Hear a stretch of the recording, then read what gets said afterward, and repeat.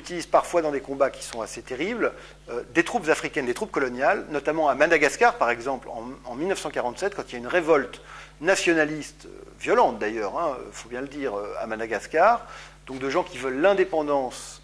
On envoie 18 000 tirailleurs réprimer la révolte de Madagascar en 1947. C'est une révolte qui va faire, selon les chiffres, entre 40 et 90 000 morts du côté des Malgaches. C'est des combats et c'est même des crimes assez épouvantables, y compris sur des populations civiles.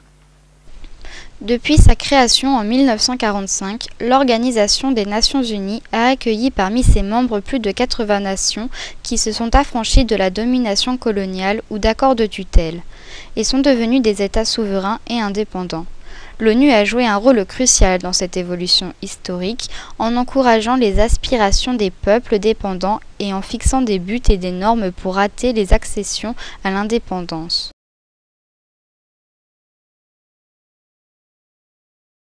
Gandhi, il est né en 1869 au Gujarat, à Porbandar, dans une famille très traditionnelle hindoue. Il était trop timide, il part, il va s'occuper du sort des Indiens en Afrique du Sud parce qu'il là il découvre vraiment le racisme, il se fait éjecter d'un train parce qu'il était en première classe à cause de la couleur de sa peau. C'est à ce moment-là que se met en place son militantisme par rapport à l'égalité de traitement des êtres humains. Quand il est rentré d'Afrique du Sud en Inde, où il avait déjà 45 ans, c'est lui qui a été le chantre du nationalisme indien, c'est l'apôtre de la non-violence, l'ahimsa, c'est-à-dire le ne pas tuer. Alors il a commencé à organiser des campagnes de boycott, à compliquer la tâche des Anglais pour qu'ils arrêtent de se conduire d'une façon excessive et injuste et violente. Il y avait un impôt sur le sel qui était payé par tous les Indiens, des plus pauvres aux plus riches. Et il a décidé qu'il n'y avait qu'à vendre le sel directement et court-circuiter le monopole d'État du sel.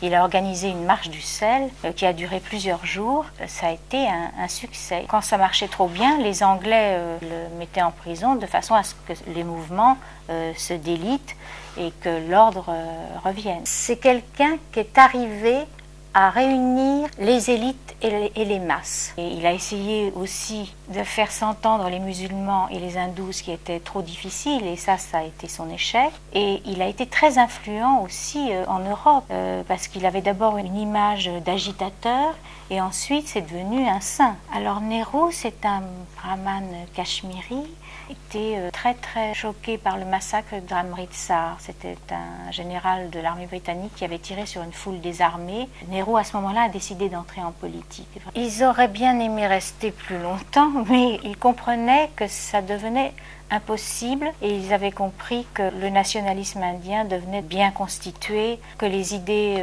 par rapport à l'idéal démocratique étaient passées. Le temps était venu de s'en aller. La décision de la partition a été prise assez brutalement et les Britanniques ont une part très importante de responsabilité dans ce qui s'est passé après. Un événement terriblement traumatisant et dont il y a encore des séquelles aujourd'hui. Nehru n'était pas toujours d'accord avec Gandhi et il a finalement été pour la partition dès lors que c'était le seul moyen que les musulmans soient reconnus à plein droit. Le sang a coulé entre les hindous et les musulmans. Ça a été une lutte quand même fratricide et intercommunautaire. Gandhi sera assassiné en 1948, l'année d'après l'indépendance de l'Inde, par un extrémiste hindou. Et ensuite, Nehru sera au pouvoir et il faudra gérer les suites et les séquelles de la séparation de l'Inde avec le Pakistan.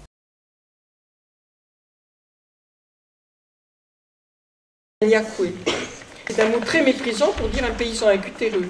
Et ça vient du vietnamien, c'est-à-dire des colons qui ont traité avec mépris les pauvres, parce que le Vietnam est un pays essentiellement paysan.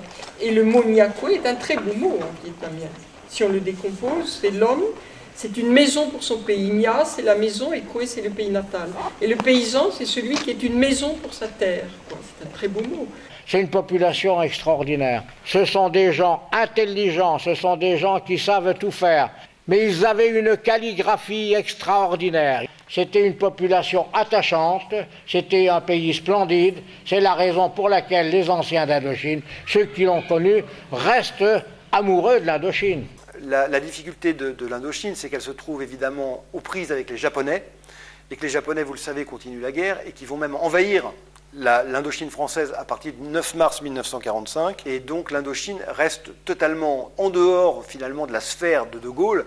Et un certain nombre de dirigeants vont voir le jour, comme Ho Chi Minh, hein, celui qui éclaire, et des gens comme le général Giap, qui vont développer en fait cette révolte de ne pas supporter la présence étrangère occidentale française. Il y a toujours eu un certain esprit de révolte. Dans un premier temps, ils ont essayé de s'établir et de contrôler un certain nombre de villes. Rapidement, ils se sont rendus compte qu'ils ne pouvaient pas faire face à la machine de guerre française. Pourquoi et comment recrutaient-ils? C'est très facile. Ils arrivaient dans une famille. Il y avait un jeune homme ou deux jeunes hommes dans la famille. Toi, et puis toi, tu viens demain avec nous. Tu veux pas venir avec nous? Demain matin, tes parents, tes frères et sœurs ne seront plus là. On leur coupe la gorge. C'est la guerre révolutionnaire. Dien Bien Phu, c'était une grande cuvette. Elle faisait 16 km de long sur 7 à 8 km de large. On amène des chars, on se fortifie, on amène de l'artillerie, etc. Donc l'adversaire peut venir, on va lui tenir tête. Là encore une fois, on a sous-estimé la capacité de transport et de logistique de l'ennemi. Ces troupes vont petit à petit ramener de l'armement lourd, avec des vélos essentiellement. L'adversaire Viet Minh avait plus d'artillerie que nous. Ils tiraient X au but et ils rentraient leurs canons dans des grottes. Ils avaient creusé les montagnes. On ne pouvait pas les atteindre, même par l'aviation. Eh bien, notre artillerie a été détruite, et puis petit à petit, les avions ne pouvaient plus se poser. Dien Bien Phu est tombé le 7 mai dans la journée. Les Français ont arrêté de tirer, tout simplement. Il n'y avait plus de munitions, il n'y avait plus de ravitaillement, ils étaient à bout de force. Ils sont morts d'épuisement. Alors qui étaient ces hommes?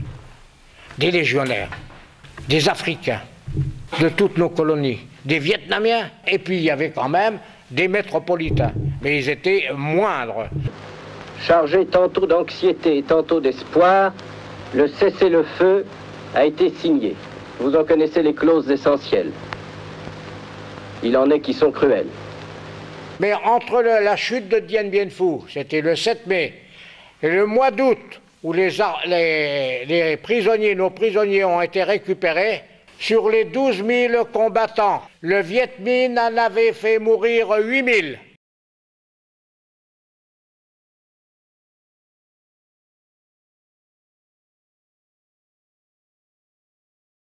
Alors Aimé Césaire est un des plus grands poètes du XXe siècle.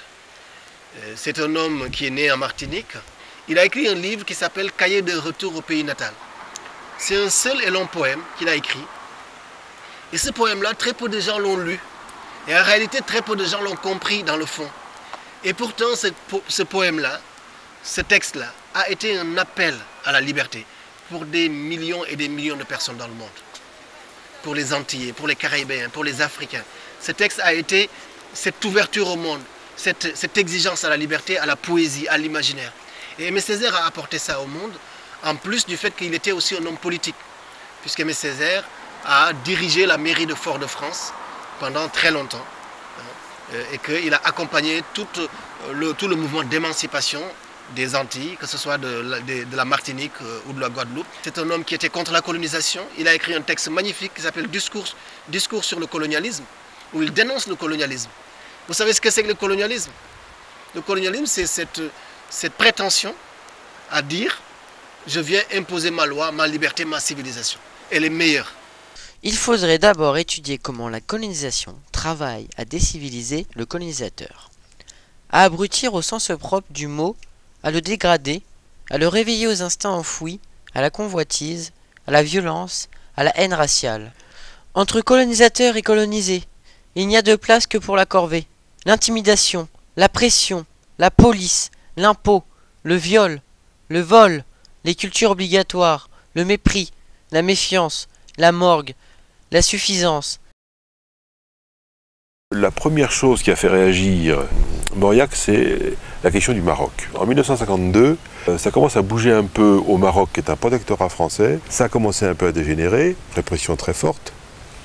Et c'est l'époque où Mauriac venait d'être couronné par le prix Nobel.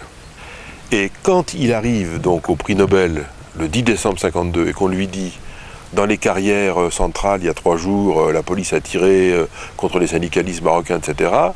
Il a dit c'est pas possible, j'ai décidé, moi qui étais au milieu des honneurs, j'ai dit c'est pas possible, je vais jeter mon prix Nobel dans la bataille. Je ne peux pas en rester là, il faut que je m'engage avec eux.